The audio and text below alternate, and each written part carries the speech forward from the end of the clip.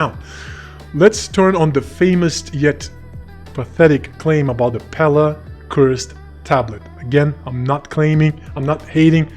I really think the Pella argument, the Pella Curse Tablet argument is really something that nobody should go through when they talk about the Macedonian language. So we have in 1986, a year where a powerful Balkanian country called Yugoslavia was about to be destroyed by color revolutions and things already seen in our recent Macedonian history of our own Republic of Macedonia. The Pella Curse Tablet was excavated in 1986, but strangely, it was presented to the public in 1993, right about the year when Yugoslavia started separating. The war started, remember?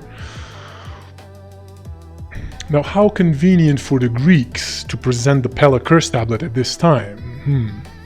Now, mind you, Yugoslavia was a federation of 6 republics, one of which was People's Republic of Macedonia. I think it's clear now why, the Greeks wanted for so long to, waited for so long to present something that even they had to infer things about, which we will briefly discuss. So it's not that plainly stated there that Macedonians were Greek or that's a Greek.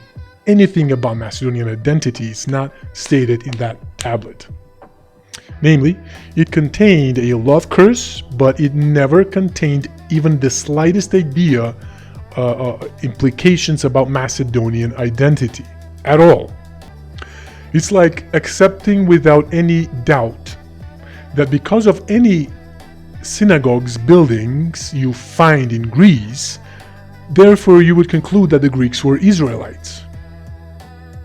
It doesn't follow.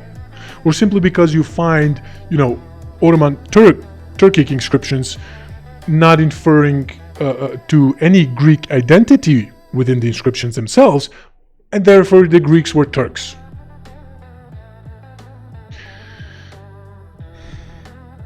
Now, if the claim that the Pella Curse Tablet was indeed written in Ancient Macedonian was true, then mainstream would be the first to acknowledge that the font of the Ancient Macedonian glosses, which is around 100-ish, in indefinite form and grammar, for that matter, had increased dramatically and would leave that fierce debate that they have that's happening amongst them to the side.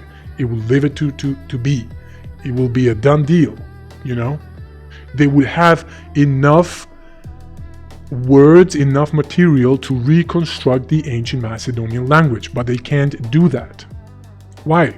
If the Pella Curse Tablet text is in Ancient Macedonian.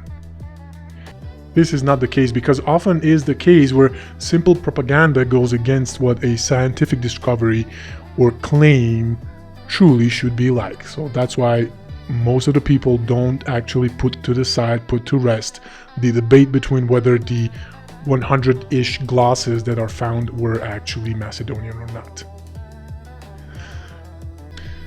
This claim that Pella Curse Tablet contains Macedonian language, although it is really not backed by any evidence whatsoever, has to be one of the most pathetic attempts to align oneself with his or her own convictions. A certain Greek historian and a certain linguist worked together to define Macedonian language as a peculiar Greek dialect. Now, I'm trying not to laugh at this point, to be honest, because what we have here is people working around a false premise, not being backed up by evidence or very poorly interpreted evidence, if you will.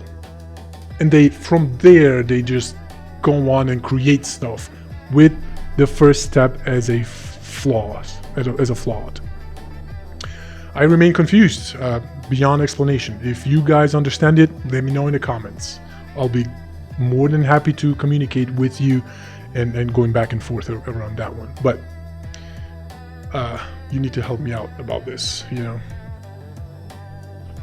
Because of this type of science that these two people did, working around established false premise and then building up from that, like the Pella Curse Tablet premise that it was Macedonian, Because of this type of science, we have the established notion of who the ancient Macedonians were, starting from the Enlightenment era, where we have the European nobility being poised by the romantic idea of Hellenism, learning about the Macedonians from mostly Roman sources, which, knowing the Romans, their propaganda is unmatched to this day. I mean, they were the Macedonians were the arch enemies of the Romans. And yet you believe the Romans without any filtering. That's no bueno. So because of that, the Macedonian, we see the propaganda filtering itself out through inconsistencies in the Roman texts, like Philip V's incident with Flamininus, the trial of Philota, Demosthenes claiming Philip not only to be a barbarian, but also claiming he wasn't part of the Hellenic race. I am not aware of any claims about other Hellenic groups not being part of the Hellenic race. There are instances where others claim that other Hellenic groups were barbarian, but I don't know if anybody claimed that they were of Hellenic race. They were of Hellenic race.